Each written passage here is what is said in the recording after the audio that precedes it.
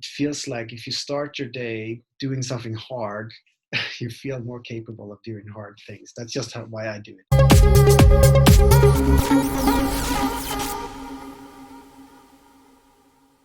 Yeah.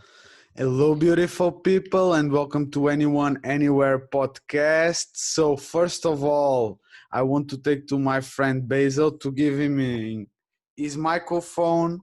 And now let's present our guest. Is Olof Ekman. Is adapt coach and founder of the 5 Degree Change.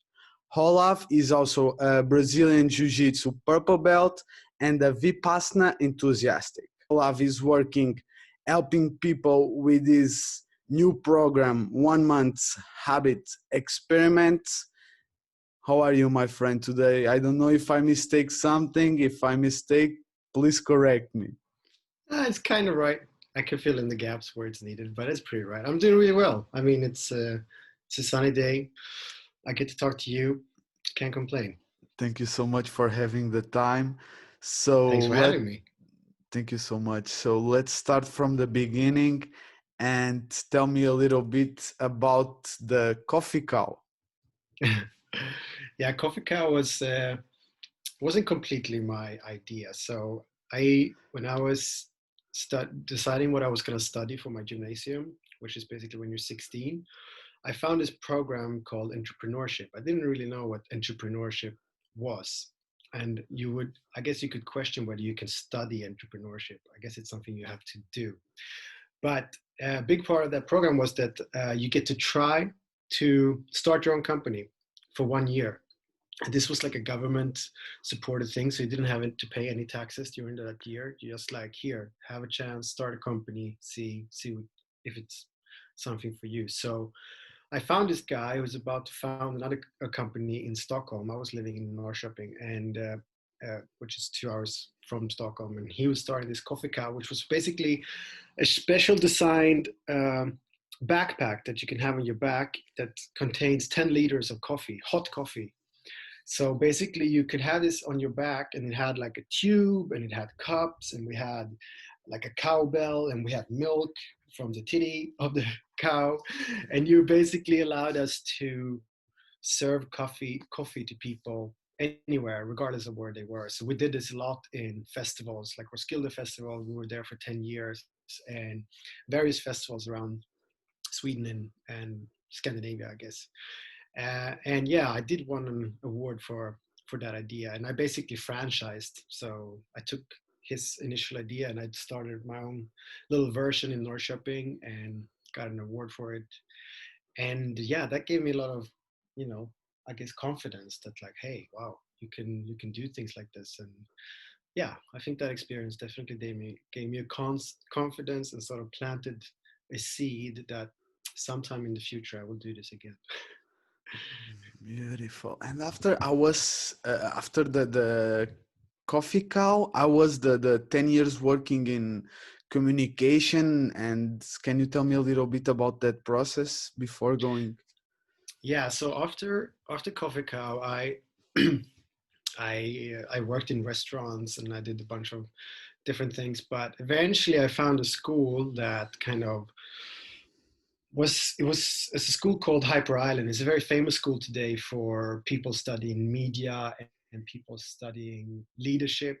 Uh, Today it's like an educational organization all over the world. Back then it was only like 2 cities in Sweden. And this school was very special. It had no books, it had no teachers, it had no real classrooms, and everything was based on the concept of learning by doing. So very much every project that we were given was like, hey, here's a challenge or a task. Here's the people you get to work with, solve it. And then they were giving some sort of inspiration here and there, where really good speakers were coming in and igniting and inspiring the process. But we really just had to solve things ourselves. And we were giving very concrete tools to work in groups, because if you don't know people, if you're around 20, you got to work with others, can easily go sideways. But the first week of this school, you were placed in a room with 10 others, and for 10 hours a day, or 8 9 hours a day. You were sitting in a ring talking to each other, and then they were presenting you with problems and you had to solve them, and conflicts occur, and then you were given tools, very concrete tools of giving feedback and how to get feedback and how to learn to listen to people and see other perspectives. So this sort of piece of the puzzle made this whole learning experience possible, because it was all based on working with groups, solving a problem. So I went to that school, and this school was another cool thing about this school was you were working very closely with the industry, it was a school for new media. So anything that had to do with the internet and media was kind of the focus. So at that time, this was, 10 years ago, like agencies, like advertising agencies that have been doing like, TV commercials and billboards and stuff like that for many, many years, and that have been working well, was now screaming for people who knew anything about the internet. So we were very hot shit when we finished there. And luckily we had the chance to sort of, do these projects, build contacts and make a network. So when I finished, I was never intended to work in the advertising world, but I was offered a job there, and I was 20 years old and I got to live in Stockholm. So I thought like, yeah, why not? So I took that job, and I was working as a strategic planner or digital planner. I was basically advising and researching digital trends and helping various brands to help them figure out and take these and make something out of it. And it was a really cool job. Had a lot of perks and I learned a lot, but I already then knew that like, this is cool, but it's not what I really want to do. And I knew that, but I couldn't really I didn't know what else I want to do. So I kept on working there for like maybe 1.5 years. So I'm getting to, this is a long I sideway, like but it. okay. And I decided, a friend of mine had been to Berlin, which is where I live now, and you as well. And we were very close friends. We had painted graffiti together. We were rapping together when we were younger, and we were doing everything together. And now he had found electronic music, and he presented it to me. I mean, I knew a bit of electronic music, but it's very different to Berlin. So he said, "Hey, come to Berlin." I did, and I guess I fell in love with electronic music and techno. So that's when I realized, oh, I'm not going to do this advertising thing. I'm going to do this music thing. So I moved to Berlin, and I was completely dedicated on just being a part of that scene, of that whole techno scene. And we were organizing parties, we were DJing, and my friends were producing music until my money ran out. So I had basically a year, I'd saved up maybe like 10,000 euros working in that advertising agency. And for a year, I just studied German uh, and indulge and involve myself in the music scene. And then my money ran out, and I was like, okay, back to advertising. And I thought, okay, I'm gonna give it another proper try. And I worked for a really big agency this time here in Berlin. And once again, I learned a lot, but I knew this is not what I wanted. I really like the communication part. I think and I still do. I still really value communication and use it a lot in my current. But it was this nagging thing of like, there is like, when you work in that world, you're often tasked with trying to sell people a bit of a lie, to be honest. Like you're trying to convince people that this is the thing, and it's like, if you don't even believe it, it's like start to nag on you and maybe your soul a bit as well. So I was like, so I gave that another 1.5 years or 2 years, and then I was like, oh, I can't do this anymore. And I went traveling, and then I found a startup basically. And I thought, okay, I'm going to work for a startup instead to see what that is like, a very different kind of experience. And it was this big community platform. So they were basically a platform, an online platform that took creatives, people like designers and writers and copywriters, and paired them up with big brands, and they could work together. And I was given the role as head of community management for this global community of 100,000 creatives. And so this is slowly and surely how I came into this topic that I'm working on today, because during that role, and this role was way above my head. Like, I'd never worked with community before. I was just like, as I was working in that role, I was constantly worrying about, okay, anytime now they're gonna figure out that I'm a fraud and I'm not I'm not the Mm, right person for this job. So I was basically walking around like this, tensed and stressed and worried. And through that, I'm developed quite severe back issues in my right shoulder. And I was ignoring it for the first year or so until I couldn't ignore it anymore. And I had this sort of, okay, I eventually had to do something with it because I was not performing well. I was not working well because I was constantly in pain. I couldn't sit in front of the computer very long. So I was like, okay. And I had this idea. I was just going to go to a doctor and they was going to apply pressure on this point in my back and the pain was going to go away. But the more doctors I saw and the various experts I met, the more clear it became that that's not going to be the case. And if I really wanted to deal with this back issue, I need to change myself drastically. I need to change my habits and behaviors, and I need to find a way to deal with stress, like change my posture, figure out to build some muscles to support that, and a bunch of different things. And I had, as everyone else, tried to change in the past and been successful a bit, but usually not enough. So I decided basically, okay, I need a different approach if I really want to, because I really wanted to fix this thing. So I decided I was going to learn as much as possible from people who are really good at changing their habits and behaviors. So I started to read a lot of books and I started to experiment a lot with myself.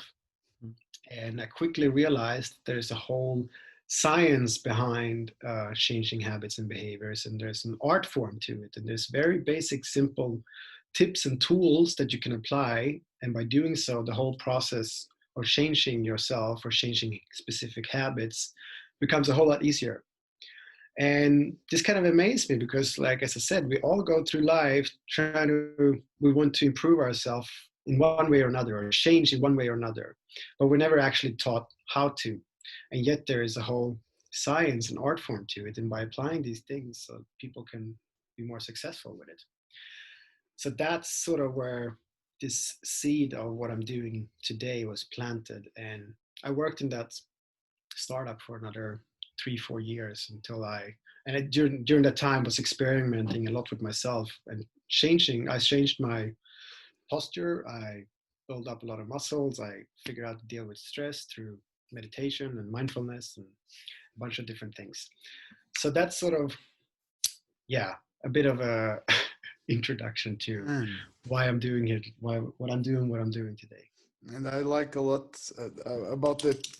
What you are saying, like some of the relations, I like it, like the body pain with maybe we can call it emotional pain. I like It that.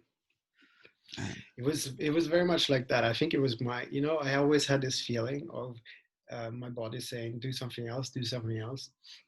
And I was trying with the music, but actually, as I saw my friends become successful in the music scene, Hmm, doing what I wanted to do, I realized like that's it's not that's not going to work for me because you got to travel every week and it's just a tough lifestyle. hmm, So this pain came from sitting poorly, but it came from stress and like knowing that I was not in the right place exactly. and ignoring it and just keep on doing it, keep on doing it. And my body was basically me thinking and philosophizing about this. But I think what my body was saying was basically, hey, do something about this.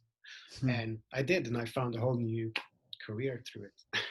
And let's talk a little bit about this new career. What is adapted coaching? Can you tell me a little bit about it? Yeah, so as um, as I was experimenting and testing and learning and Hmm, realizing, hey, there's things to this, I decided, okay, how can I learn more and how can I maybe help others with this kind of things? And I found this. I was always interested, and we do BJJ, and there's when doing BJJ, it comes with an interest of health. And I knew about this guy called Chris Kresser, who's a functional medicine pioneer. Functional medicine is basically very much about you could take like let's call it traditional classical medicine, which is like you break your arm, you go to the doctors, uh, they give you gips and they fix it for you. Functional medicine is a, but if you go to the doctors, to the traditional doctor with like, hey, I have diabetes, they say, okay, well, here's some what do they give you? They give you Like, medicine. They give you medicine to deal with it. So functional medicine has a very different approach, which is about, okay, you have a problem, and they go to the root of the problem. So they try to figure out, why did you develop diabetes, and they focus on changing lifestyle uh, to help you solve that. So they don't give you medicine. They might give you medicine as well, but they also focus on like, hey, let's figure out, why did you develop diabetes. So and I found this program. It's a 2 years coaching program where you get to learn a bunch of like the health stuff, like the geeky about proteins and all these kinds of things. But you also got to learn the skill of coaching, like which is very much a skill. And I studied that for 2 years and graduated.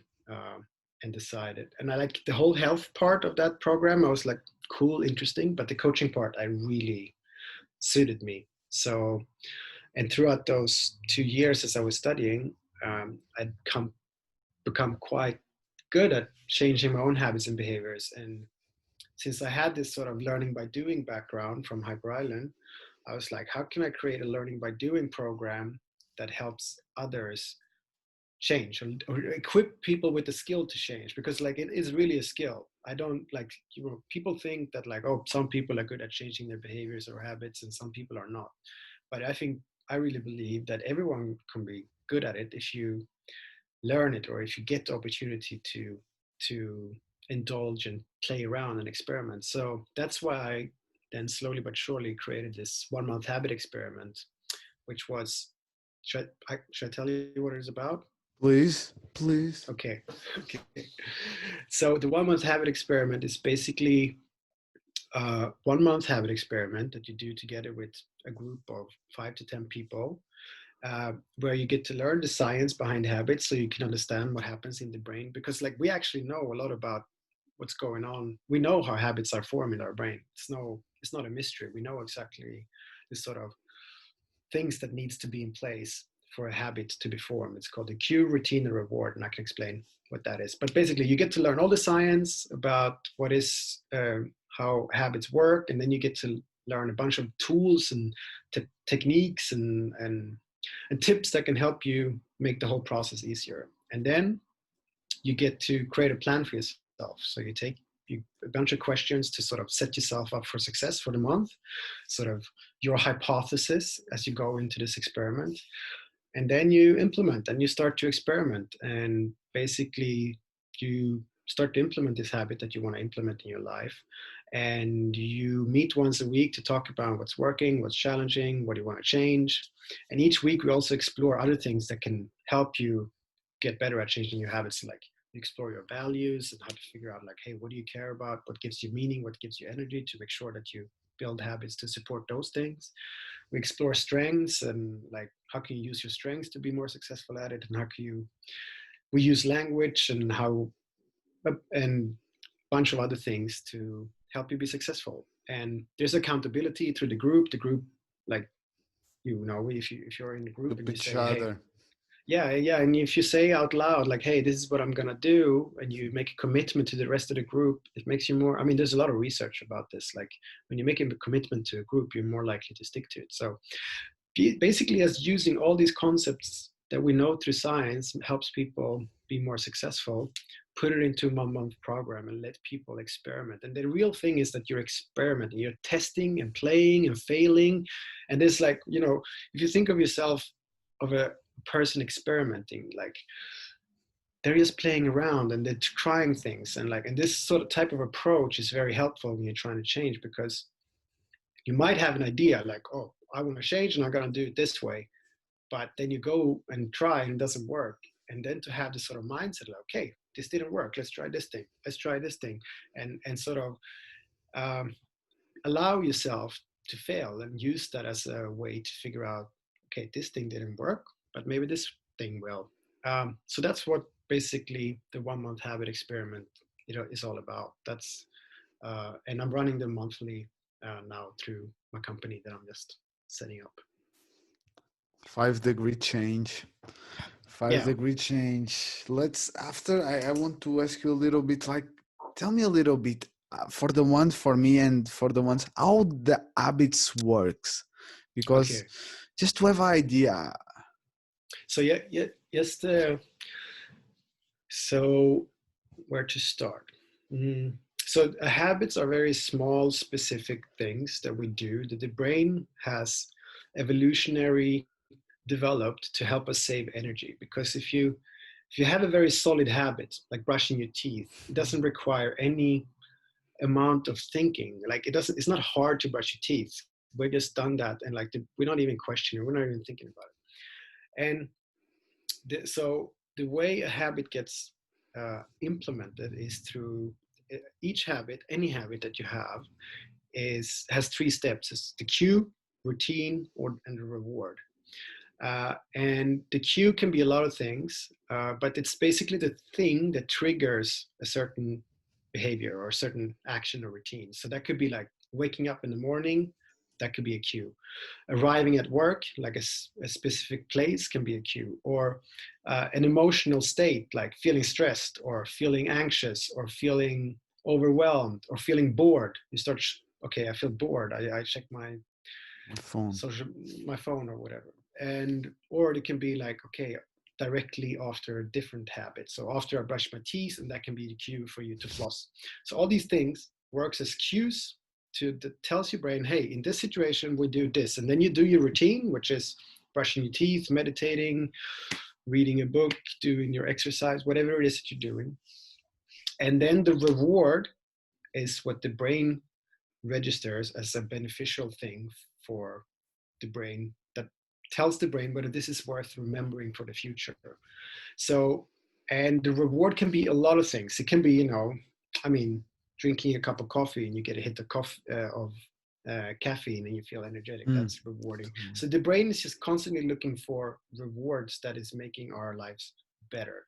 So, but usually the reward is like, okay, what do you feel after you've done BJJ? What's the feeling that you have in your, And like release, peace, if I can describe it, like yeah. Zen So it's state. like, exactly. So it's like a feeling, an emotion. And that's usually what the reward is. The brain registers, hey, this is nice. I feel maybe you have endorphins running through your body and things like that. So any type of behavior, any type of habit has this reward. And if there's no reward, you're going to have to use all your willpower, and eventually your willpower will run out. You're not going to do it. So it needs to be a reward there.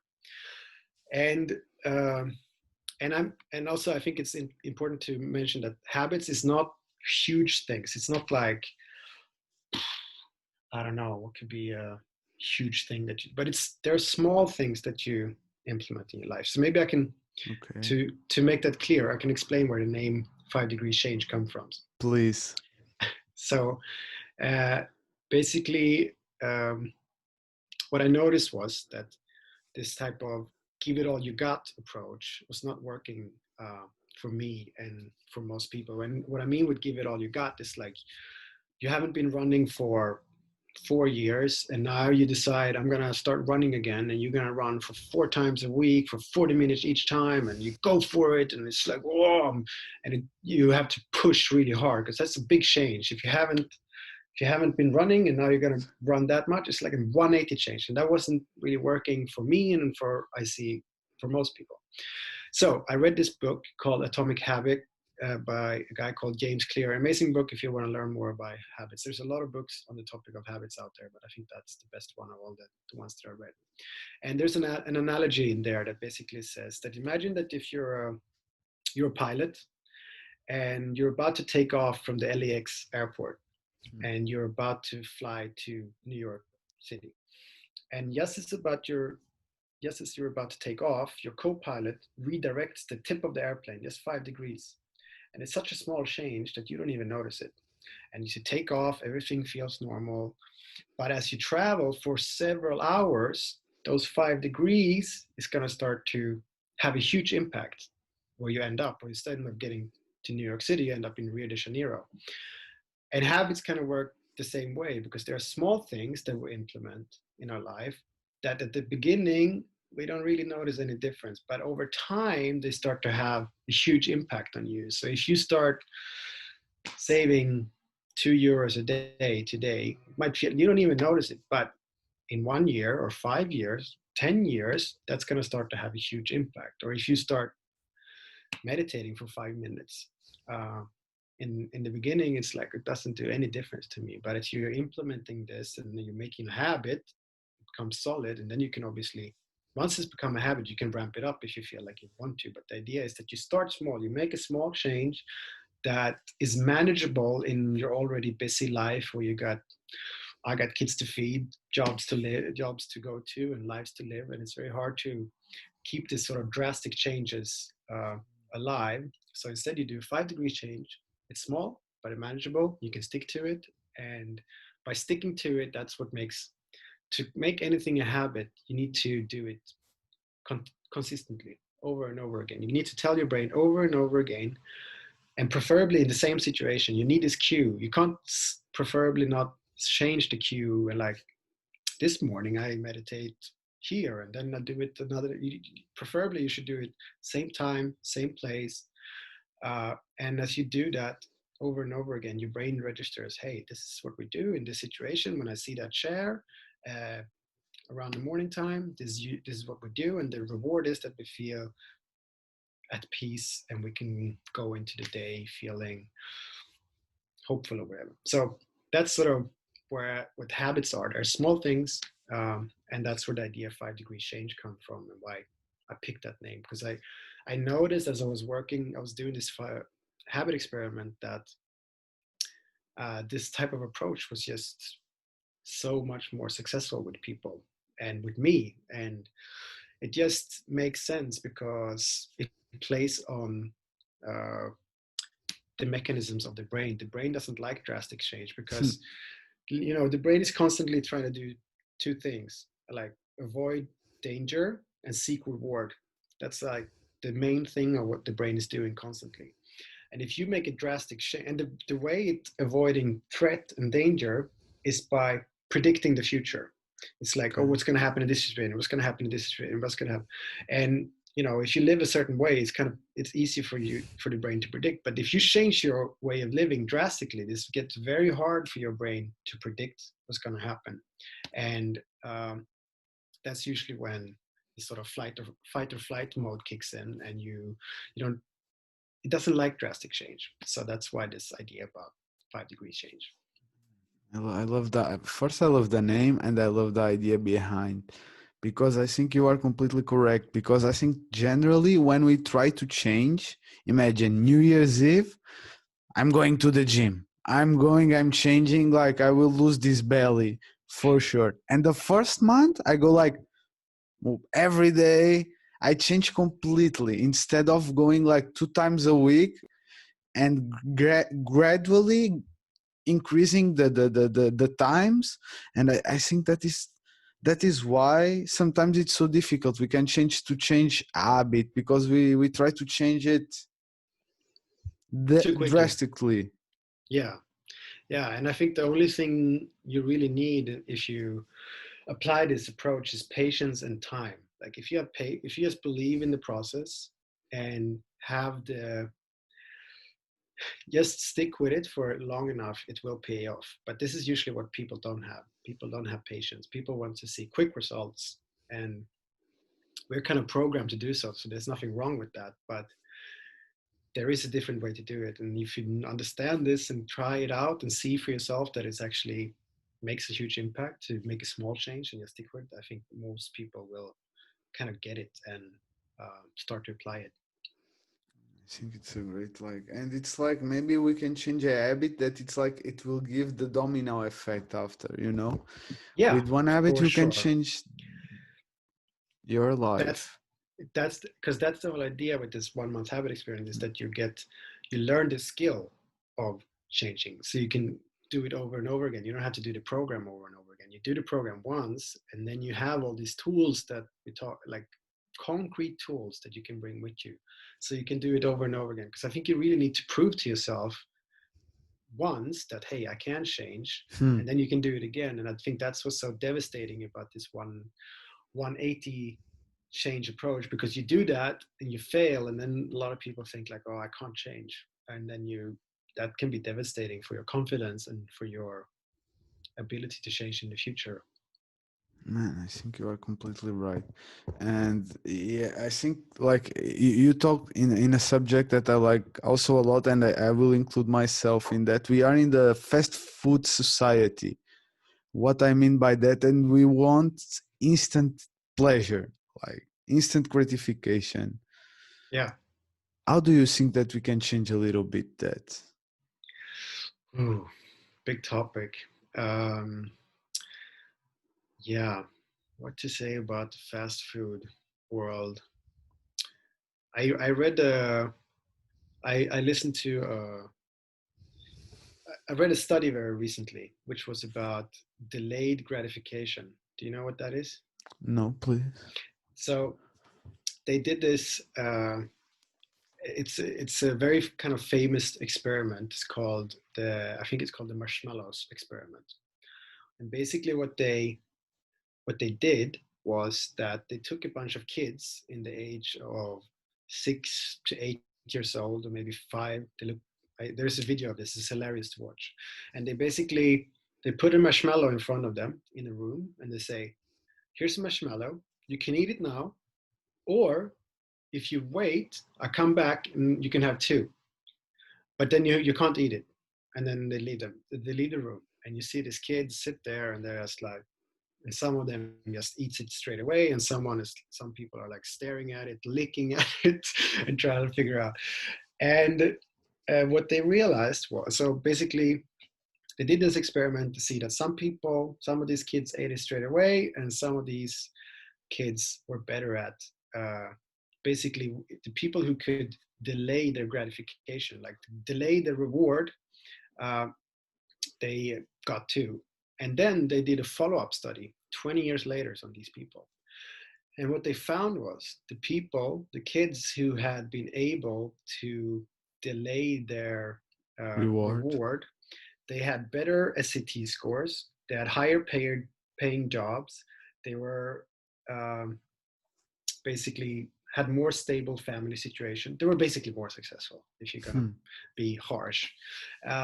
And I think so when it comes to this fast food topic, um, it's I think the way to be successful with that and with a lot of change is to develop some sort of skill or strength in, I guess, long-term thinking, but also to be able to delay the reward. Do something today, to learn to do something today that's going to pay off later, not Hmm. straight away. And that kind of goes against this idea that I was talking about before, because the brain is looking for rewards in this moment.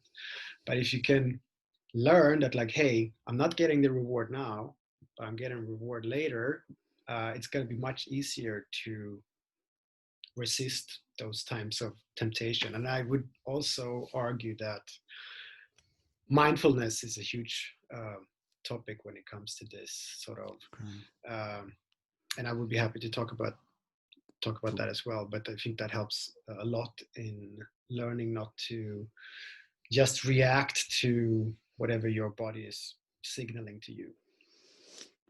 Yes, because I think you yeah, like you are completely right. Like being able to develop that skill of okay, the reward maybe will come in 1 year or two, but mm, who knows? Maybe just the journey it's enough. Sometimes just the journey it's enough. But being able to do that, I think it's a quite way to just don't like want everything now today, like I want the change today, I want the Yeah. because Yeah, I think that's a super powerful skill. The question is, which I don't have a good answer to, but like, how can you teach kids that? I don't know. I'm trying to teach my kids that at the moment by, like, if you brush your teeth and get your pajamas on, you get a sticker, and once you have 5 stickers, you get an ice cream or something that they hmm want. And but I would So I'm trying, but I think it's a good question that I think they should teach in school. How do you teach kids to develop the skill? I think it's a cool topic. Mm-hmm. Mm-hmm. I wanted to ask you also that question. That it will be my next question, but yes, I think it's and like if you can, I think starting. I think you already start answering that question. If you start by kid, like with kids, it's easier than Yeah, me and you today. We can yeah, say that. But for do you sure. have any idea that how we can how we can develop that skill? Uh, mm, mm, okay, so I think one skill, one part of it, um, is to develop the skill, or I don't know if it's skill or, yeah, it's a skill, mindfulness Hmm. practice. Because um, so when I had this issue with this job and I had all this back pain, I tried a bunch of different things to help me solve that. And one things that I was exploring was mindfulness and how that could help me deal with the situation of the back pain. But also, I had sleep issues a few years later, and that's really when I started to explore this topic even more. So basically, I started to meditate, and then I found out about Vipassana. Have you heard about Vipassana? Please, I will ask you also to explain me a little bit to give me an introduction on that. Yeah, yeah. I'm very happy to talk about Vipassana. I think it's an amazing concept that can help a lot of people. So um, Vipassana is a 10-day intense silent meditation retreat. So you basically go there, you leave your phone, your books, your pens, it's just you with your clothes. You have nothing else, and you meditate for I think it's 10 or 12 hours per day. Just sit, meditate, and you don't talk to anyone else. You don't consume any books or anything. You just meditate for 10 days. And basically during these 10 days, you're taught a very specific technique, and it's the technique of Buddha. It's the technique that Buddha developed. Is it 4,000 years ago? I think so. And it's the same technique. It's a very ancient technique. And basically, I'm not going to go into details about what you're doing, but what it teaches you is so you spend the first 3 days, you spend observing your breath. That's kind of a typical meditation. You sit and observe your breath, and you sit there, and then you sit, and then some thoughts come in, and you get distracted, and you realize, oh yeah, I'm focusing on my breath, and then a thought comes, and you realize, oh fuck, I'm focusing on my breath, constantly distracting you from what you're doing. But as you sit there, if you do anything for 10 hours a day, you're going to get better at it. So eventually you start to get better and better at just focusing your breath at this point. And then on the third day, they say, okay, now we're going to start to do Vipassana meditation, which is basically you start at the top of your head and you scan throughout your whole body. And what you're doing is that you're trying to sense every part of your body. And they also tell you that you're going to sit still for an hour. They say, like, sit completely still for an hour. And if you've ever done that, you know that that's extremely painful. It can be extremely painful. And it was extremely painful for me because during those 3 days, I developed rashes in my bottom. So I had like rashes that I was sitting on, and I was just like, I'm not going to be able to do this. Like, I actually broke down, and I thought I had to go home, or I can't do this. But then eventually I found a way to sit on my butt that allowed, basically, I sat at the very end of my butt. So all my body weight was focused on this one point, which if you sit on one point still for an hour, it gets really painful. But the point of this pain, it's designed this way so that you should learn to observe rather than, because if you, in our traditional everyday life, we feel pain and we get away and we do something to get out of it. Makes sense. I don't think there's anything wrong with that. But by sitting through pain, you learn to just observe it. And it's still painful, but you're, rather than sitting there, oh, it's so painful, it's so painful, it's so painful, it's like, there is pain, there is pain, there is pain. And then you move on from maybe your butt, and then you move into your legs, and then you move into your knees, and you're trying to feel every piece of your body.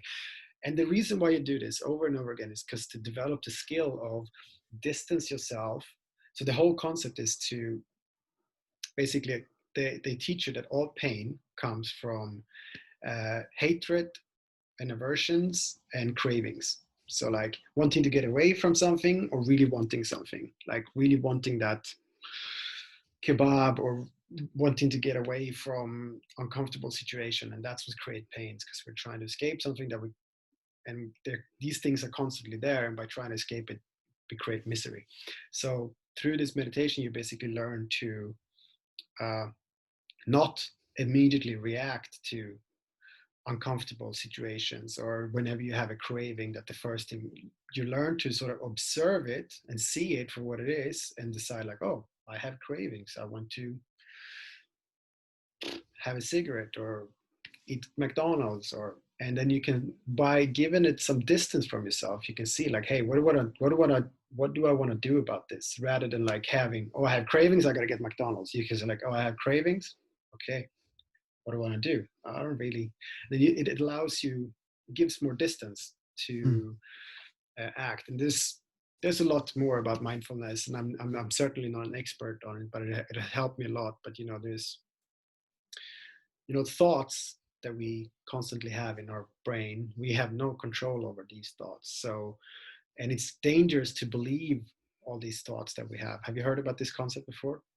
Mindfulness? No, but not believing your thoughts. Can you explain me like So if you just sit and you just sit there, there's going to be thoughts coming into your head, right? And exactly? it's not like you're choosing these thoughts. They are just were they're just coming. And we know now, like, we have no control over these thoughts.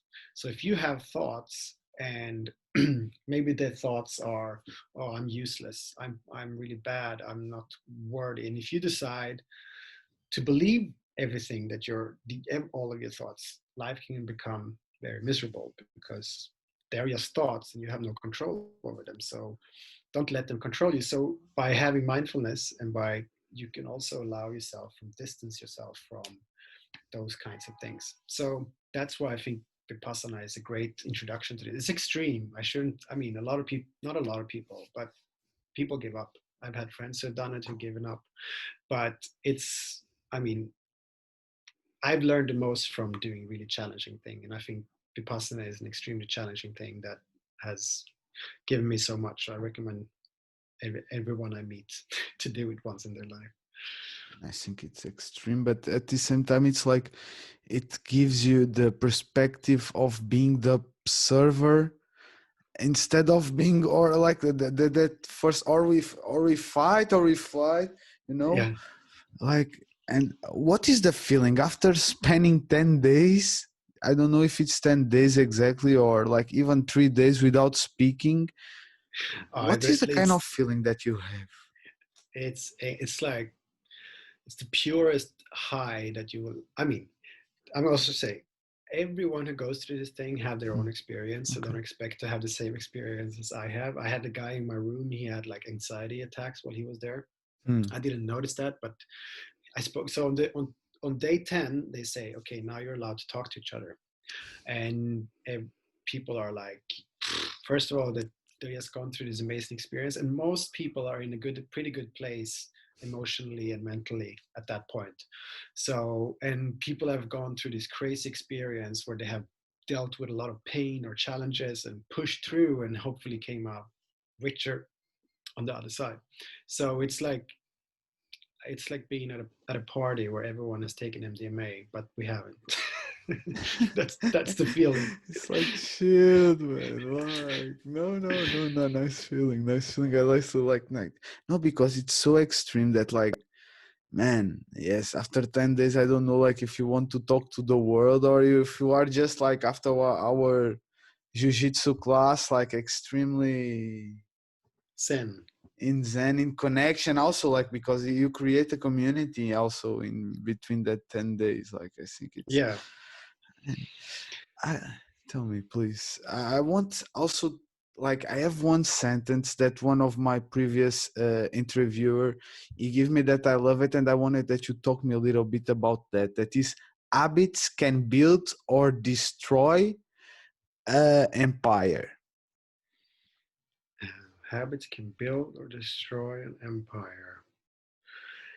I mean, because I guess what would be, if you look at a very, without getting too political, but if you Mm-hmm.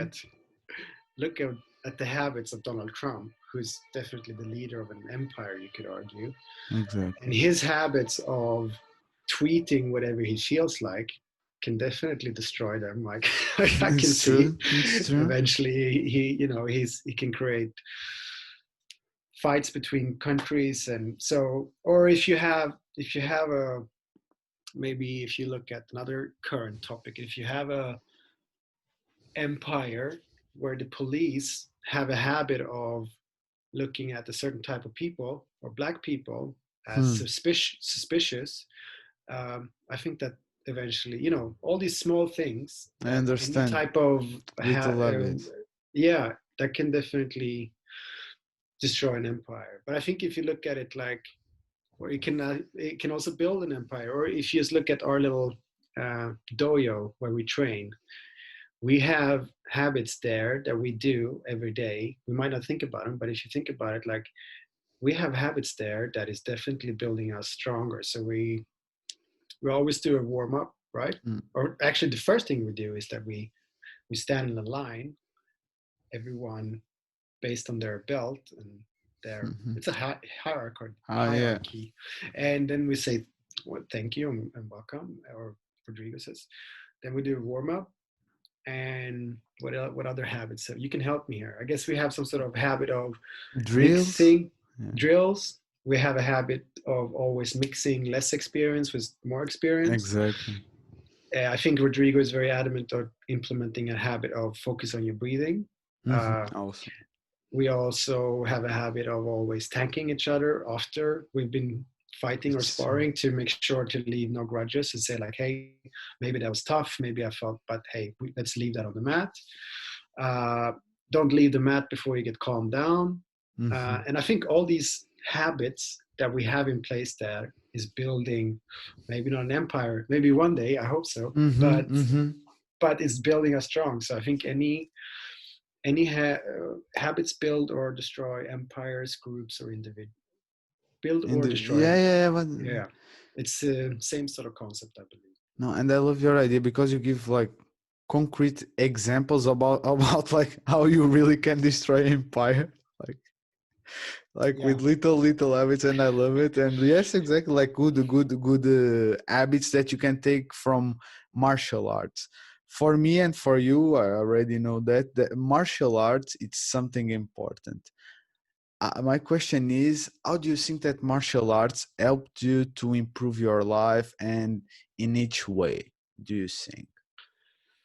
Um, yeah, that's a good question. I think it has definitely given me a lot of confidence that I didn't have before. Like, and it took a while for that confidence to come.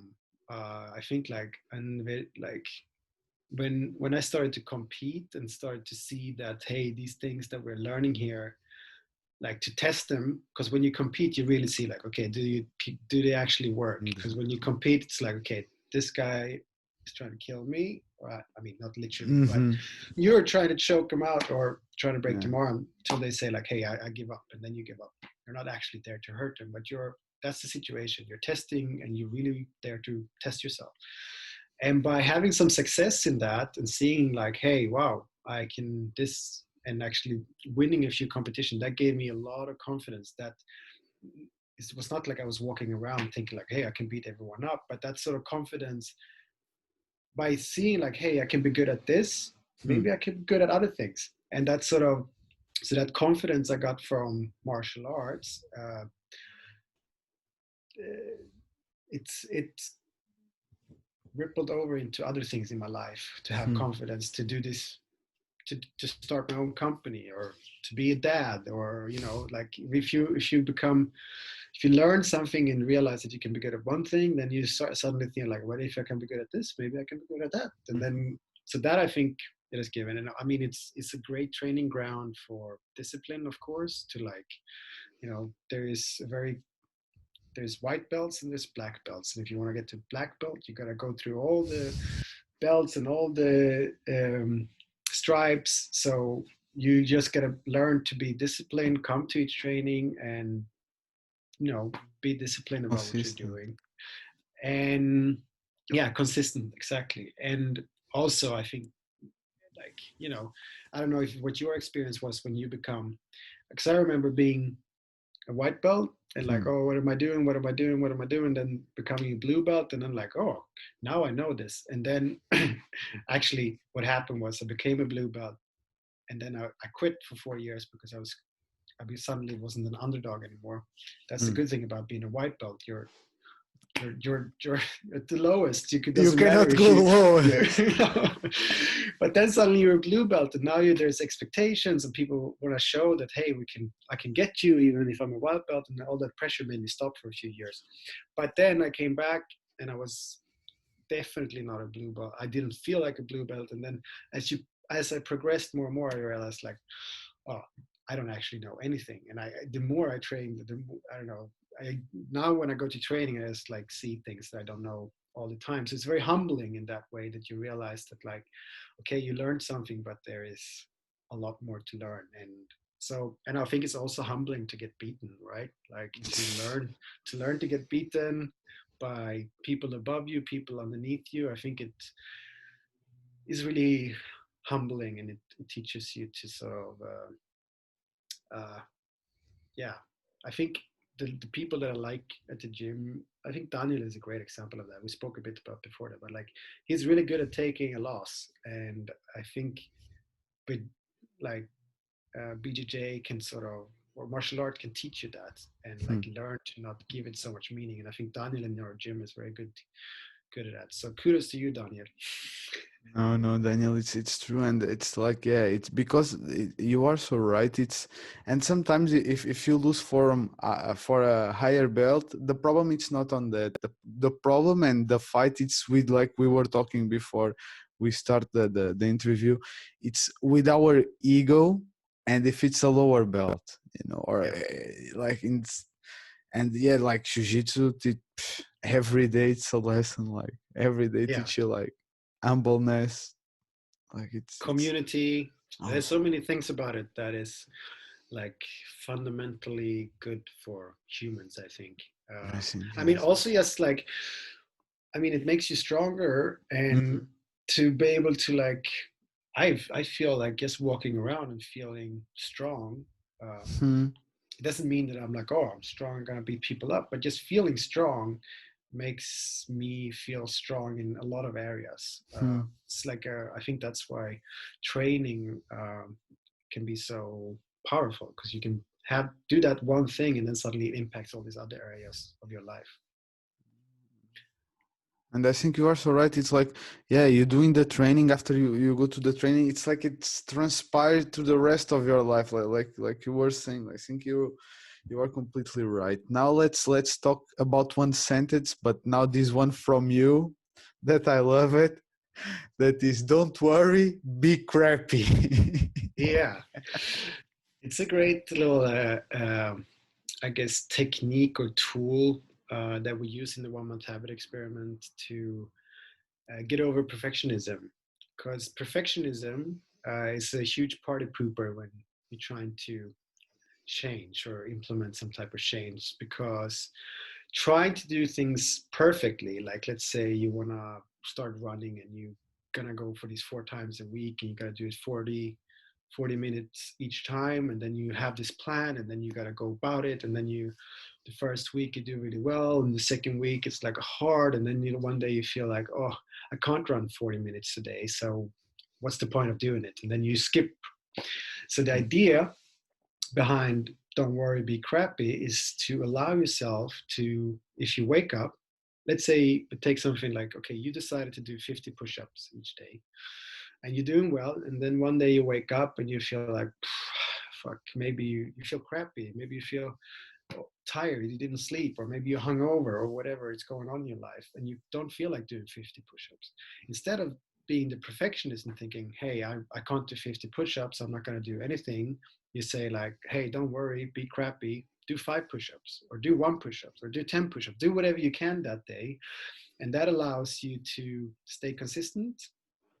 And also it allows you to, so when you start doing those 5 push-ups, you will also often notice that like, hey, I did 5, I can do another 5. So just a way to trick your brain to get to do it anyway. And as I said before, when implementing any type of habit, you need to do it like repetition, and consistency is far more important than volume. Mm. Volume is also important, but not at all as important as consistency. So when implementing some type of habit in your life, being able to stay consistent is what's going to make it a habit eventually. You need to tell your brain over and over again that this thing that you're doing is rewarding.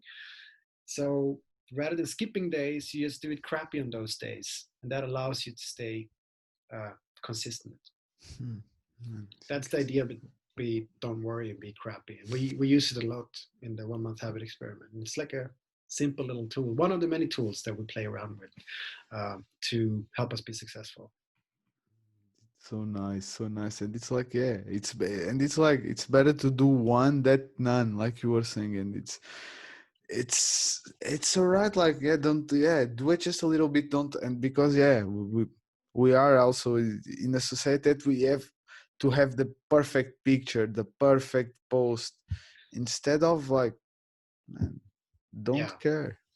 Yeah, I think that's really helpful not to have this idea about perfectionism, because it's a sort of, I, and I'm not saying there's people who have perfectionist tendencies and that has helped them come quite far in life, but Hmm. often, and I think we all had a bit of a perfectionist in us, but often eventually drives you into a wall and it becomes rigid, and like you don't have flexibility when you have perfectionism, because like it needs to be in a very certain way, and like it's hard to do things exactly as you want them to every day.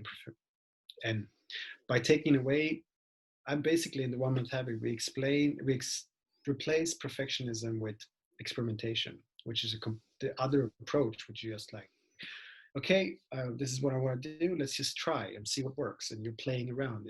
There's flexibility there. There's not rigid. You're just testing, trying, learning, failing, adapting, getting better, and eventually succeeding. Hopefully. Like you were saying, learning by doing. Yeah, Like you say, exactly. like completely. And like some part that like you were talking about, like, and I'm curious about like listen to yourself, knowing when is the time to do something. How do you think that we can also improve that skill? Except for doing Vipassana and meditate, Exactly. or I Vi- mean, the way it helps me, I think, is through journaling, like just journaling a little bit every day about the things that I guess. I mean, I journal every day just before I'm about to start work, and usually what I journal about is just what I've noticed about myself that was new, maybe in the last 24 hours or so. And I think that is a great way to get, because when you journal, you can always also question yourself. Like you can write something and then you can sort of like question yourself. It's like, is that actually true? And I think it's a great way to sort of, if you think of yourself as an onion, at least this is how I look at it. Mhm. Like, and journaling is like you getting closer to the core each time by like peeling off what is maybe untrue, or what you think feel is unauthentic, or what you don't feel like, oh, is that really me? So that's why I think journaling is it's like a self exploration that you Hmm. can do. And I think it's a good habit to have. You don't, I mean, it takes me 5 minutes each day, and I think that's a great example of a small habit that, I mean, 5 minutes each day, I barely notice it, but if I look at back at the year, when I like, it has a huge impact on my ability to get to know myself and know what I'm actually doing and what I want to do, and what is challenging here. I mean, it's like it's the same idea with coaching. When you do coaching, you are just, so I work as a coach and I coach people one on one, and basically as a coach, what you do is just you're basically holding up a mirror to the other person and reflect. You're asking questions, and you're reflecting back to what they're saying to help them see things from a different angle. Basically, like, hey, look at it this way, look at it that way, look at it this way, to sort of, because if you're just thinking in your brain, you're sort of limited to your own. Uh, Mm. it's different when you have it in your thoughts than when you verbalize it, or when you put it on paper. It becomes something else. So I think that's why journaling and why coaching can be so powerful, because it allows you to look at things from new perspectives by putting it out there. It's so nice. Yeah, yeah. No, no, no. Like you said it, like, and also like maybe you like that self-awareness by I don't know how it is, because like you use it the journaling with the Vipassana. Uh, you try to do like, because I'm really interested in that, like a daily habit. You try like a morning routine. With the Vipassana, so I used to be very adamant about my meditation, Hmm. especially before COVID. And then it just came to a point where I was like it became sort of, at least for me, anything I'm doing, I'm trying to have a clear idea about why am I doing this. And when I started to get interested in Vipassana meditation, it was very focused on helping me deal with this sleep issue that I had. Hmm. And eventually I didn't have sleep issues anymore, and I kept on doing this thing, and I was doing it kind of, I noticed that I was basically journaling, and I was like, why am I meditating now? What is it giving me? So I've taken a bit of a break. I'm going to do another 10 days meditation retreat over Christmas, but so I don't have a daily meditation practice. Hmm. But meditation is one thing, and then there's mindfulness, and mindfulness you can do. It's, I think it's like almost like a lifestyle to have Okay. mindfulness, because it's just about being mindful and noticing and learning to distance yourself and not believing in your thoughts, and sort of just do. I mean, you can be mindful by just doing jujitsu. You can be mindful, you're like Hmm. very much in that moment and you know what you're doing. Or you can do your dishes and you're just mindful about what you're doing, or you're mindful about your thoughts. So like, for example, I used to have a habit of, whenever I was gonna, like, starting this business was a whole, going from this, being this person working in the startup world, and working with advertising, and now suddenly becoming this other person where you're a coach and facilitator. It's like a big shift. It's kind of 180 shift, I would say. And as I was trying to do this thing, my brain was constantly telling me, uh, no one, what are you doing? No one cares about this. You can't do this. You're not good enough. It was sort of like my brain trying to protect me, like, hey, this is too big of a change. And in the beginning, I was constantly, I was, I was, I let that stop me, and it didn't make me do the things that I wanted to do, because I believed those thoughts. And then Hmm. eventually I realized, like, but wait, okay, my brain is just trying to protect me by saying, because the brain is trying to predict what's going to happen, and it can't predict doing this new thing where I'm suddenly going to be a new person. Maybe people are going to be judgmental about me or whatever. So my brain was telling me constantly, hey, don't do this, don't do this. But by being mindful, I could just watch this, like, oh, there is this self-doubt again. And the self-doubt is just trying to keep me safe, but that's good, thank you, but I'm going to do it anyway. And Hmm. then keep on going, sort of. And so I think mindfulness doesn't only need to be a meditation practice. I think it's a great Hmm. way to develop the skill, but once you have it, you can start to use it in various ways. By being here, like, if you're mindful, you pay attention, or Hmm.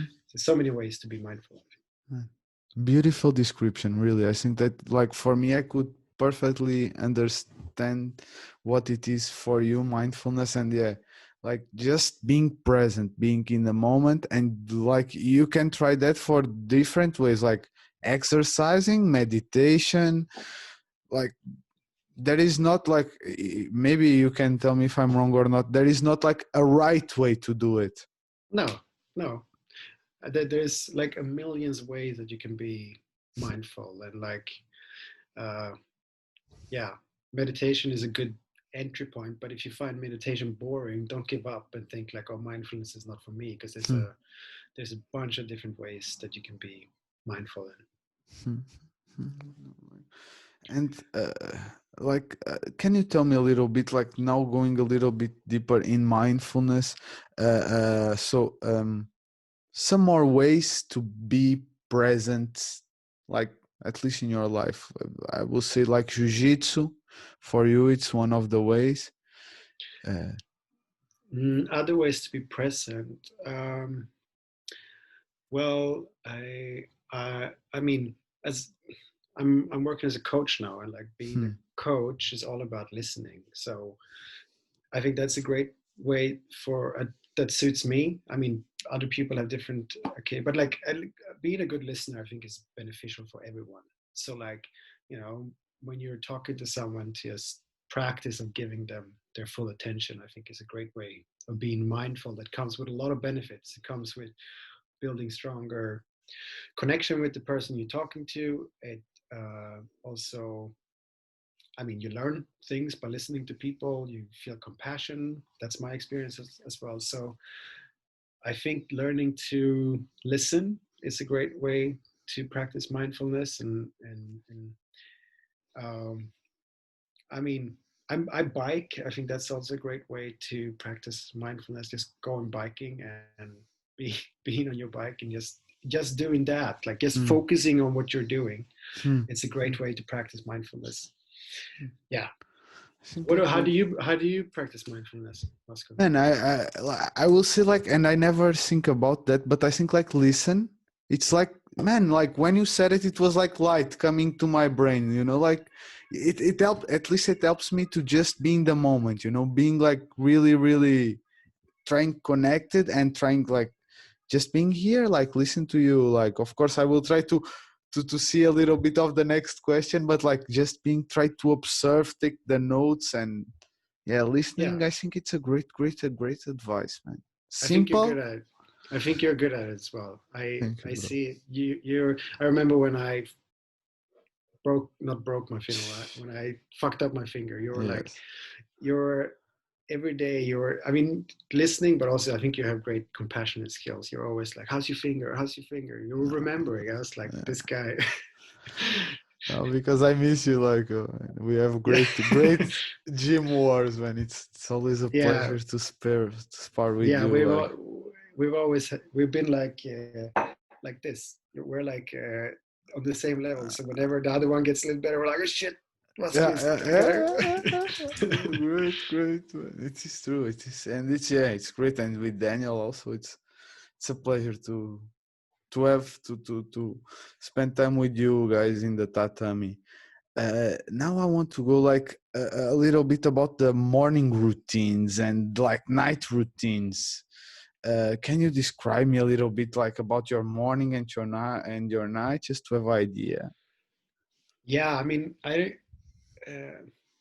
I used to have quite solid and like really focusing on, but again, like I really like this sort of idea of flexibility. But I think a couple of things that is rather solid is that I wake up around 6, 7 when the kids wake up. That's sort of the alarm clock. And uh, if depending on the day, I follow this program of uh, gymnastic rings. I do gymnastic Mm, rings for an hour every second day. Uh, then I eat some breakfast. I maybe have a shower, and I brush my teeth in the shower. And during I brush my teeth, I do a cold because yes, because I mean there's a lot of ideas about cold showering and Wim Hof, but most of all I do it because like it feels like if you start your day doing something hard, you feel more capable of doing hard things. That's just why I do it. So I do like a cold shower for maybe a minute or so, and then I play with the kids. I send them to kita, to kindergarten, and then I start working. And as I said, I spend 5 minutes just journaling for 5 minutes every day. Um, and then I write my focus. So like, this is what I'm going to focus on today. Um, and then, yeah, I have a bunch of small things that mm, I've implemented, but I think it's too much to go through all of them. But that's then I spend my day working and make sure I get through my to-do list, and then towards then I pick up the kids, and then we play and hang around, and we make dinner and we eat, put kids to bed. And I think that's a solid routine. I'm not so Mm. focused on having a million routines, but I'm focusing on having a few really solid routines. And I see parents who like are really struggling with this routine of putting their kids to bed. And what most people do is that they like, okay, let's go to bed, and then they go and they lay down with their kids until they fall asleep, and that can take 5 minutes or it can take 1 hour or 2 hours, and that's the only way their kids go to sleep. And we we were quite lucky in the beginning to lucky, or we just decided like, hey, let's build a solid routine, and it basically meant that you had to leave your kids crying for a bit, and it was a bit horrible to do that. But now we basically say, hey, time to go to bed. They put on their pajamas, they brush their teeth, they put their star up if they do it well, so they can practice their delayed gratification thing. Then we read a book, and then we say good night. And then they don't like, they might be awake, but we don't have to be there. So that's sort of a very solid routine. And then, yeah, I hang with my wife, I train BJJ, or I listen to podcasts, and then I go to bed pretty solidly at 10 o'clock each night. Like that, it's very solid. I had a lot of sleep issues in the past, so my sleep routine is also one of the things that is very solid. And then I repeat. Love it. Yeah, no, because you are, no, you are so right. It's not like having like 100 things to do, like singing, dancing, like a few Yeah. things that you feel right for you. Yeah. And like, I think it's great. And I would Mm. say those solid things is the rings, it's jujitsu, it's a sleep routine, it's uh, those are the ones that I've really worked to implement, and they feel solid. It's no effort. Like when a habit becomes solid, it's effortless. Like I mean, doing the rings, doing like strength training for an hour is it's still effort, but I don't really question it anymore. It's not like I have to debate with myself, am I doing this? It's like I just do it now. It's horrible sometimes, it's easy sometimes, but I just do it. It's perfect. And you were talking about the sleep routine because I think that is quite important and we don't talk a lot about that. How do you think that having a sleep routine helps you to improve the quality of your life? I mean, I just know what it's like to be without sleep. And I was like, there was when we had our second child, Tilia, I started to have sleep issues. I basically, it started with me having a bit of like, oh, there was a couple of nights where I didn't sleep that well. And then it turned into a couple of times per week where I didn't sleep at all. I went to bed, lay there the whole night, hoping I would fall asleep. Then the kids woke up at 5 or whatever, got up, I hadn't slept at all, went to work. And I just know from that experience, like living like that, I was living like that for maybe a year back. It was back and forth, but like it was really horrible. Uh, and So now I really value it. Like, and through this process, I really realized something that I think is quite fundamental when it comes to changing behaviors or habits. And it so basically, what I realized that if you want to achieve some sort of long-term success with any type of change, it really has to do with changing your beliefs about yourself and how you see yourself. So if you see yourself as a lazy person, you're very likely to act as a lazy person. Or if you see yourself as a kind person, you're very likely to act as a kind person. And as I was going through this process of dealing with poor sleep, they like week after week, I was starting to think of myself as a person uh, who sleeps poorly. Like it was part of my identity and my beliefs about myself. You know, there's this quote from Buddha: "What you think, you become." That's so basically it meant before I went to bed, I thought I was going to sleep poorly, so I slept poorly. So this belief and identity that I built up about myself was really not helping me. So it came to a point where I realized, okay, I need to change this. And so what I decided to do was, okay, I don't want to be this person anymore who sees themselves as a person who sleeps poorly. So I decided, okay, I want to be a person who really value sleep because I knew what it was like to be without it. So this is a great way when you want to implement change. So you start by asking yourself, who do you want to be? Like, what's the identity that you want to have? And then ask yourself, okay, so how do people with this identity act? What's their habits and routines and behaviors that they have? Or how do you see yourself being this person? How do you act differently? And these, how you act is then the habits that you then, okay, so for me it was like, okay, if you're a person who really values sleep, okay, you probably have a sleep routine, going to bed every night at the same time, sort of. You probably don't drink too much coffee. You probably make sure to exercise throughout the day. You probably may have a way to deal with stress. And all these things was ways to act if you really valued sleep. And I, one by one, I started to implement these things. And as I was acting as a person who really valued sleep, my belief about myself started to change. So by acting as the person you want to be, you will slowly and surely start to believe you are that person. And when you have a belief about yourself, it becomes effortless. Like now, it's not hard for me. I see myself as a person who values sleep, and therefore, that's the way I act. So if you want to achieve with any sort of long-term behavior change, focus on figuring out who you want to be and then implement habits that will get you there. And by acting as that person you want to be, your beliefs will come. And once you've changed that an identity, it doesn't change overnight again. It becomes it's like solid in your core. So that's why it's a way to achieve long-term success. So to answer your question about sleep routine, I think it's super important for everyone and has had a tremendous impact of having good sleep. And yeah, um, that little technique really helped me. And I think it's also dangerous. And this is what made me kind of fuck up about sleep was that I started to obsess about it. I actually listened to this podcast with this guy, Matthew Walker, who written a book about sleep. He's a scientist. And he was telling me about all these things about importance of sleep. And I was like, okay, cool. I really gotta make sure I sleep. And then I started to obsess about it. And that's what fucked it all up for me.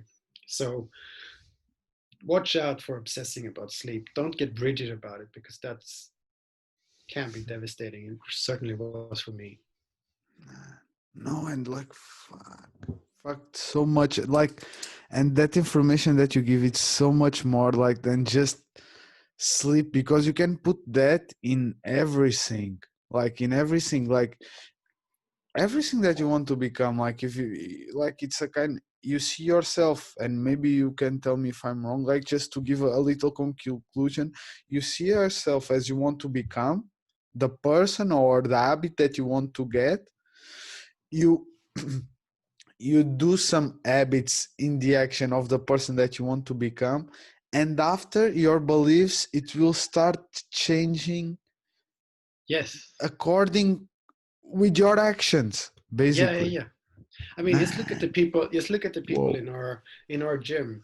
Like, when you start there, maybe you're like, "Oh, I'm a beginner. I don't really belong here." But as you do more and more jujitsu, you start to like build this. Like, hey, I'm a BJJ practitioner and I'm a blue belt. Like, you build up this identity, and then other behaviors happen automatically. You start to look after your health. You start to like, there's a lot of habits that come with this identity of being like, a BJJ practitioner. Maybe it's like, okay, I'm disciplined.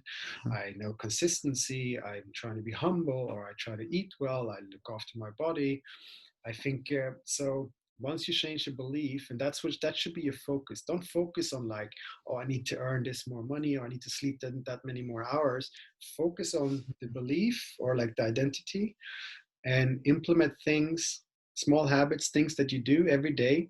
And as you do them, your belief will slowly change. And once it changes, it's become solid, and that will impact a lot of other areas in your life. So I think it's a super powerful technique. I think we can call it a superpower, man. Yeah. No, like, Yeah. like it's completely like. And I wanted to ask you. I don't know if we can, if we could, because at the same time, I'm thinking if you can give one habit to start today. To me, if you can give me just advice of one habit to start today, to me and to the listeners and viewers, which habit it will be? Well, I think it's, I mean, and this is one of the things in the 1 month habit experiment. There's no one good habit or one bad habit. It's like, if you could take something like watching Netflix. If you watch Netflix as a conscious decision to relax and enjoy one of your favorite series and learn Mm. something, and that gives you meaning in life. Mm. It's important for you to relax. It's important for you to learn new things. It's supporting the way you want to live. So it's a good habit, I would say. But if you are watching Netflix as a way to not do the work you have to, or procrastinate, or whatever, and it takes you away from the type of life you want to live, then it's a bad Mm. habit. So there's no, in my mind, there's no one good or no one Yeah. bad habit, but there's obviously things that you can do to get better at implementing habits. And I would say maybe I won't give one, but maybe I can give three. The three things Please. that you can do. So mindfulness, we've already spoken about. That will help you to notice things about yourself. It will help you become less reactive. So when you want to act on that craving or whatever, it will give you a bit of a space before you. So mindfulness is for sure. If you can develop skill of mindfulness, that's going to help you. Curiosity, like, I think, is a super powerful thing. So, and you can develop habits around, like, you can read something new every day. So you basically can build these things up by small things that support that. But by having curiosity, it allows you. So let's say you implement some sort of habit, and then you fail. You do something, and you're not as, it doesn't turn out as you could. Instead of becoming like, hard on yourself and thinking like, oh, I didn't do it as I thought, or I'm a really bad person, you become curious about the situation and ask like, oh, I slipped up. What was it about that situation? Okay, maybe when I'm around these kinds of people, I gotta watch out because we usually drink together, or so. Like, so by being curious about the situation, you can extract learnings from it rather than failing and feeling bad about yourself. And that will be then the third thing that goes together with this don't worry, be crappy, is to have some sort of develop self-love. If you can allow yourself to fail and be curious about it, and like, don't beat yourself up, like this idea about like, oh, I failed and now you're going to beat yourself up, is really devastating, and it makes you stay away from the process. Because like this, once you start to associate self-loathing, which is like talking shit or like talking bad towards yourself, with change, you're going to avoid it. So by having mindfulness to be aware, and then being curious when you fail, and some sort of So, self-love, and like allowing yourself to fail, but you know I guess the fourth would be some sort of consistency or something like that. So, and you can build habits around those things. Obviously, mind, curiosity, you can read every day, and self-love, you can, every time you notice self-loathing, you can decide, hey, I'm gonna write 3 things about myself that I like. So you can sort of start to slowly change these behaviors. So that, I think, is these 3 things, I think, will help you a lot to change your habits. But I can't give you one habit that everyone should implement, because everyone's different, right?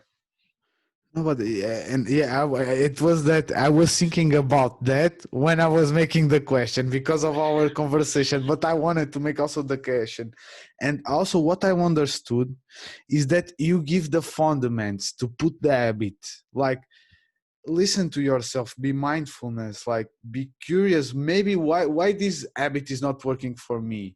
Like Yeah. don't judge yourself like fuck, I failed today, I didn't meditate today, like, and like self-love, like understand yourself, like I think it's much more deep than just like drink water every morning, like Yeah. you know Yeah. Yeah, figure out your values and then build habits to support those values. And I think that's I like think a recipe for a happy life. I think it's deeper. Let me now ask, like, can we say that you already found your purpose by becoming a coach and escaping, if I will quote, like from that corporative world? Yeah, if I have never like I've never thought so much about purpose. I know it's a very big thing for a lot of people and has a lot of power. I think I what the way I was looking at it was always to find something that felt meaningful, Mm. sort of that like like when I was in that advertising world trying to help these brands sell stuff that I didn't believe in, it was like I didn't feel very meaningful. so so I was looking for something that felt meaningful and that's something that I could be good at. Like that like hey, if it's meaningful and I can be good at it and it can serve others, that that sort of was the, kind of what I was looking at, because I think it's very important to feel like you contribute to the world, sort of. I guess that's like part of the purpose of living, for me at least, to like not be a burden to the world but be a resource. And so when I figured this out, like I started to change myself and I started to realize like, oh, maybe I can help others. And then I enjoyed it. It felt meaningful, and I noticed pretty as I was doing the habit experiment, it was actually helping people. Then I was like, this is I should probably do this, and that's when I decided to leave that world and start this company. So that, I guess, is my purpose. But I think it's also there is a bit of a danger about this Mm. idea of that we think that we should find our purpose, that it's like that every one person has one purpose that they should find, and they gotta, and you sit there and you're waiting for it and like, come on, where is this purpose of mine? And I think if you listen to people who have found something that they define as their purpose, they have, it usually comes with, a lot of random trying and testing, and like, like, and you find this thing that you like in the most unexpected place. I think it helps not to think of that you should find your purpose, but like rather develop it. Do something and like get good at it and find meaning in it. Like, because the deeper you go into something, the more meaningful it becomes. So yeah, watch out for, or instead of looking for your purpose, maybe try to like create the purpose. I think that helped me at least. Man, fucking great advice. And like, no, really, really, really, yeah, because yeah, like sometimes it's like a Disney movie, like your purpose, the one thing that you Yeah, should live by. And yeah, maybe sometimes you find it, and sometimes yeah, it's just like, this is meaningful for me doing this podcast, it's good for me also, and maybe I can also help something. So now yeah, this is my purpose at this time. It's not the only purpose that I have in my life. Yes, yeah, and yeah, and it's a great advice, I think, also at the same time, like, because sometimes you are like the guy that seated, why, what is my purpose, and you are seated like you were saying, and you're just waiting for the train to pass. And yeah. I hope it's gonna be your trade. exactly, Yeah. man. Yeah, I mean, kudos to you for doing this podcast as well. That's I've watched you from afar, and I'm quite. Yeah, it's inspiring that you just decided to do this, and like I think you are applying a lot of, because it's scary to do. I've been thinking about doing a podcast, but it's scary because you gotta put yourself out there, and like you gotta be good at so many things at once, and like how is the first episode is going to be, is people going to judge me? There's so many, at least for me, thinking about the idea of putting podcast, there's a lot of, my brain is trying to protect me from a lot of dangers and telling me like, oh, don't do this, but you, Mhm, yeah, you're just doing it and you're doing it really well, so respect mhm, to you. mhm. I'm still learning, and I'm here to help you if you want to really go forward. You know already that you can count on me to to help you a little bit as a This white is good. belt also. Yeah, good. Can be white belts together. Yes, yeah, yes. No, it's nice to have the journey to, yeah, if we can help each other. And man, I think, yeah, it's quite important to like have some meaning in our life. I think it's something that we should pursue. Like, Yeah, but for me, it took me 1 year, for example, like from starting the podcast, like from the idea until becoming a reality, like cool. a lot of it. I wanted to ask you now also, how do you describe your mindset? Oh, my mindset. um mm, mm, mm, mm, mm. Well, I think this idea about um, experimentation and playfulness is a huge it's a huge part of my life, and it comes from a very specific event. I did a ayahuasca retreat. Do you know ayahuasca? I know ayahuasca. I didn't know that you had. Well, It's a bit of a long story, and if it's too long, we can just cut it out. But it came from a very specific.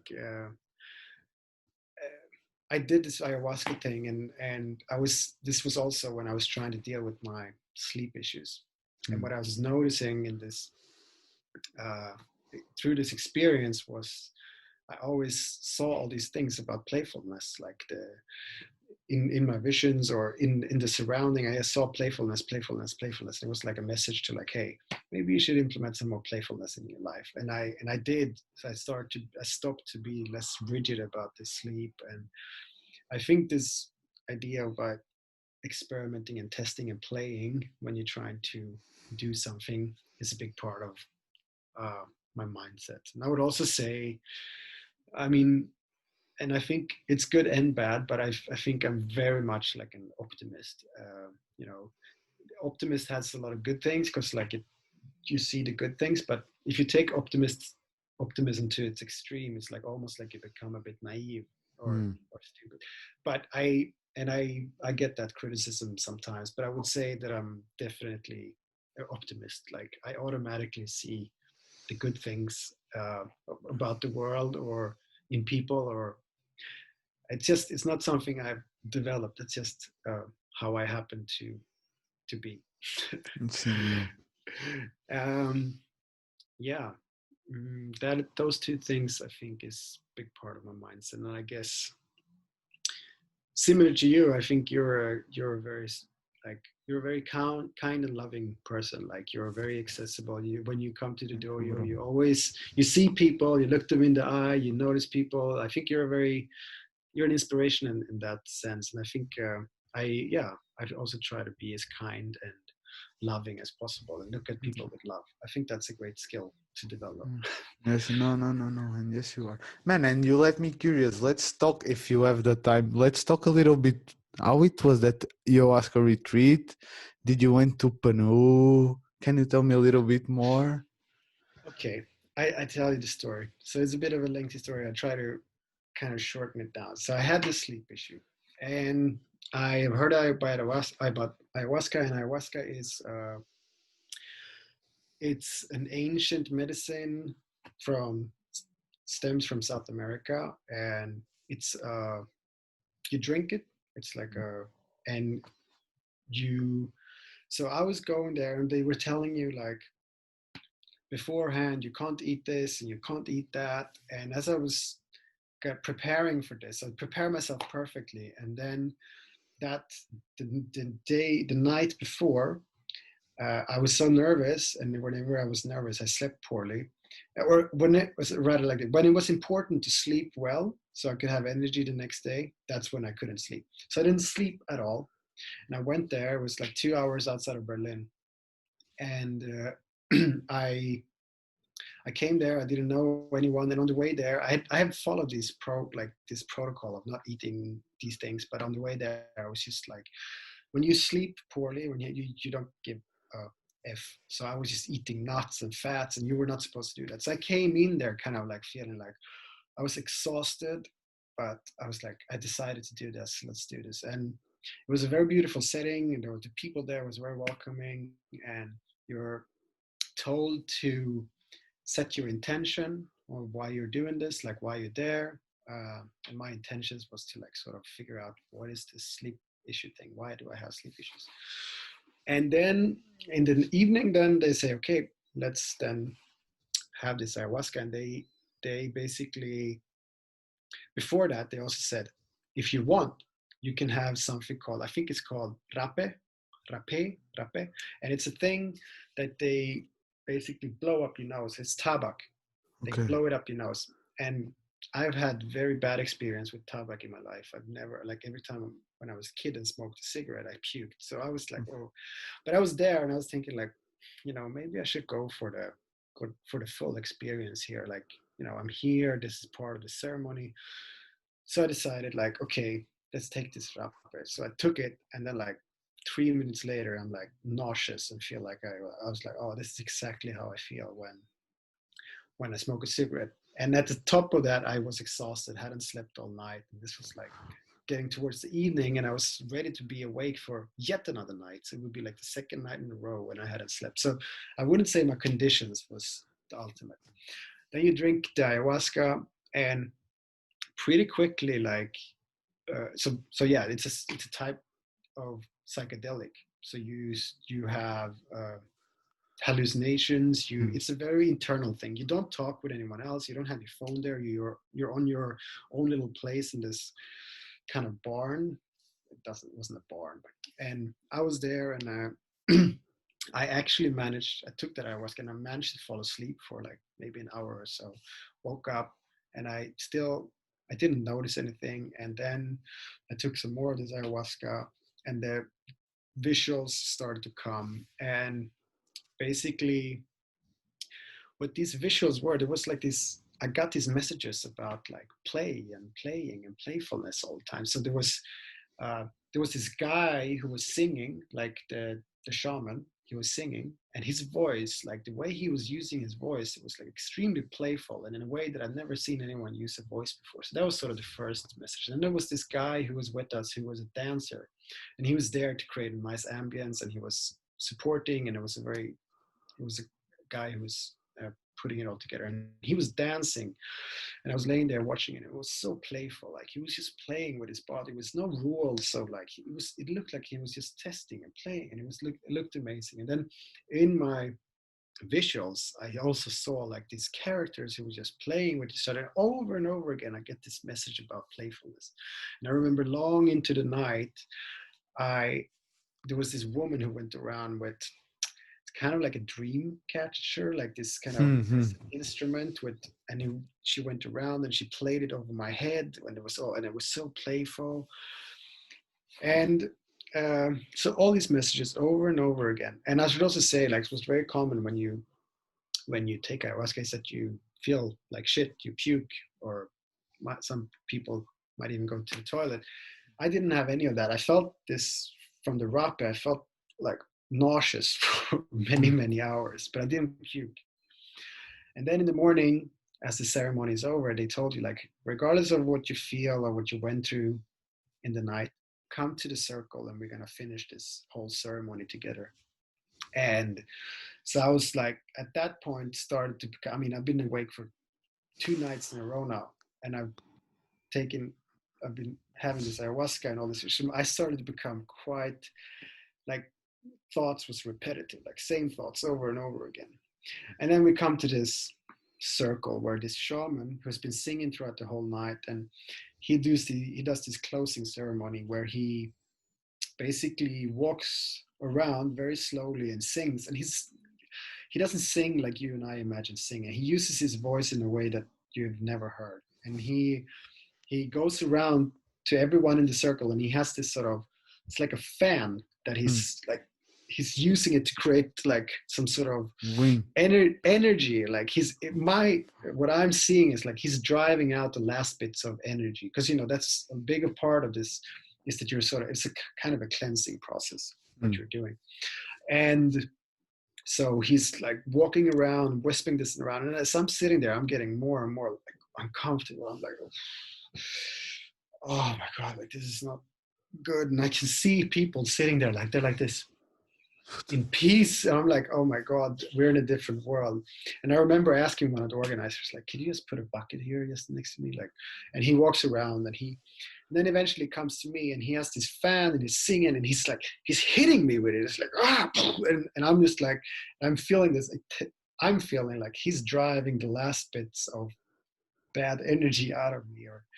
And then basically ceremony's over, and I had this very intense thing with him where I was like, wow, that was crazy. And then we all stand up and everybody clapped their hands, and I'm like, okay. And everyone starts to hug each other. I still feel really weird and woozy and nauseous, and like we all walk around, and then this woman, the organizer, she's coming to hug me, and yes, she's about to come hug me. I'm just like I bend down, and I just puke and puke and puke. And it's like the room goes quiet because everyone has puked throughout the whole night. But this is like the celebrating moment of the whole thing. And I'm sitting there on my knees puking. Everyone's looking at me, and I'm like, and the crazy thing, what the thing that came out of me was black, pure black. The thing that came out of me, Yeah. yeah, absolutely black.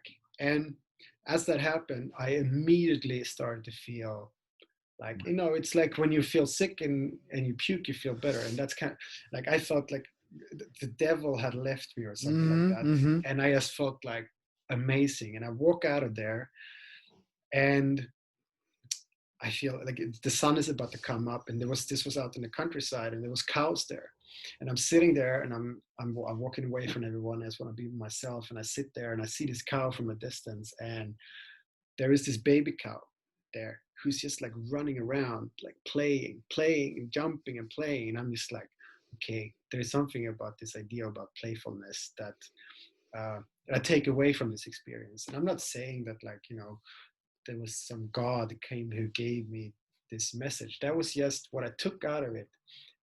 Was this sort of idea about take things less serious, be more playful, and I think yeah, I took that serious. I mean, took playfulness serious sounds Mm-hmm. contradicted, but I implemented it in my life and really. I mean, this 1 month habit experiment is really about being playful and trying and failing and see what happens. And so I think yeah, it was a great experience, really hard. Like it was not a pleasant thing. It's not, but what it gave me, the impact I came away with it was really, it was worth it. Mm-hmm. Like with most challenging things, competing or doing Vipassana, it's like if it's challenging, it's usually going to mean that it's going to be rewarding afterwards. Another great lesson, exactly.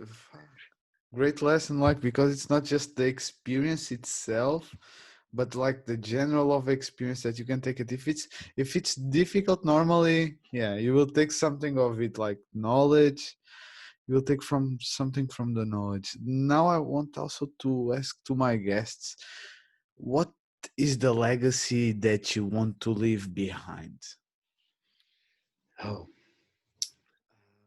I don't know if people would remember like, yeah, he was a good guy. I think that's that's enough. Like, I'm not trying to change the world really. I'm just trying to be a good guy. And yeah, like maybe if people remember like, oh, he was a resource for people, then that would be great.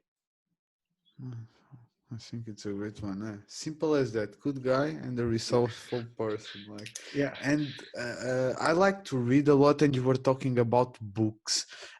Can you advise me one or two books to read?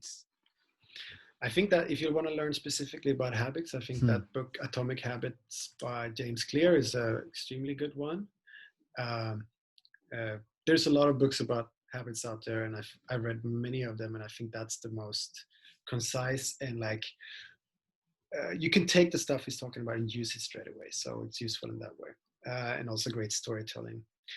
But books, I think I came to a point where I realized that I was always trying. I got to read more. I got to read Hmm. more, and I never did.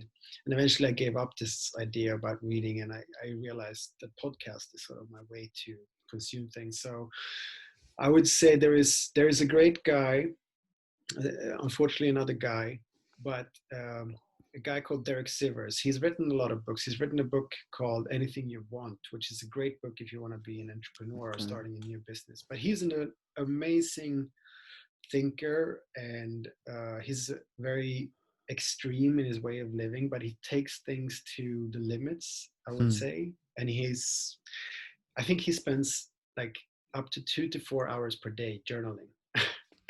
So that's basically what he does. And he had a company that he started called CD Baby that he sold, and he gave pretty much all the money for many millions. He got pretty much gave all the money to charity. He's an amazing guy, and he has a lot of books. Actually, he has a lot of books coming out now and in the next couple of months. But he has a podcast where it's I based, would. if you search Derek Sivers, where he lets other people interview him, and I think that's an amazing resource. I learned so much from that guy, and I think he's a resource to the world Okay. for sure. I will put it after in the description of the video, the podcast, and also the book. Now let's talk about the some new projects like that you have. It's the 1 month habit experiment. Do you have anything else that you want to share? So the habit experiment runs monthly, and the Hmm. next one starts on 14th of October, and anyone can join that. I just had my website launch today, basically. So I have a new website. That has been a big project that is finally out of the way. And then I want to do some sort of program, a 1 month habit experiment to help people stop smoking. So I'm working with a mindfulness teacher to figure out a way that we can do that together, because there's a lot of science, a lot of new science out and research out there to shows different approaches to stop smoking that I think would be really cool to try out. So I think that's something that we're going to do in the future. And I also want to do some sort of habit experiment for self-care, because like seems like all these people who come to these habit experiments, and I would say also especially women, there's always the topic of self-care, how to develop habits for better self-care. So I want to do one specifically for that. But that's basically yeah, the projects I have on my plate at the moment. It's a nice, really nice, three really nice projects, really, really. And I hope now you so. were talking about like the new website, where the people can find you in social media. So in social media, Social media and yeah, so what is the the webs. easiest way to contact you? I think the website 5degreechange.com. So you can either write five, or you can put a five, the number five, and then degreechange.com, just in one word. That's there you find everything. And on Instagram, I'm 5 degrees change, like number five and then degrees change. And on LinkedIn, I'm Olof Ekman. And yeah, I have a blog on my website as well, where I share some of these techniques and tools about, don't worry, be crappy, and these things that can be helpful. And there's a newsletter there, so you can sign up for if you want to get the updates monthly. Yeah, that's where you find me. Thank you so much. Like now Thank you, to Vasco. It's been a lot of fun. and thank you so much. Like a lot. Like just to end, any last advice, any last thoughts that you want to give me and to the listeners and viewers? Oh, I think I'm I've emptied myself, Vasco. I love it. I have Man, I love it. no more Love it. wisdom to share. Thank But you so much.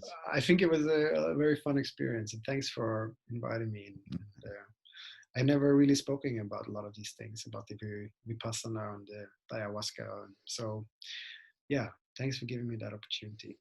Thank you so And much for having. Like, good teaching ground for my potential future podcast. thank you so much. No, thank you so much for giving me the knowledge and the opportunity to having here in the podcast. Thank you so much, guys. Now, don't forget to go to all of Instagram and website. Send some love, man, and visit us in all of the social media. Thank you so much, guys. See you in the next episode. Ciao. Cheers.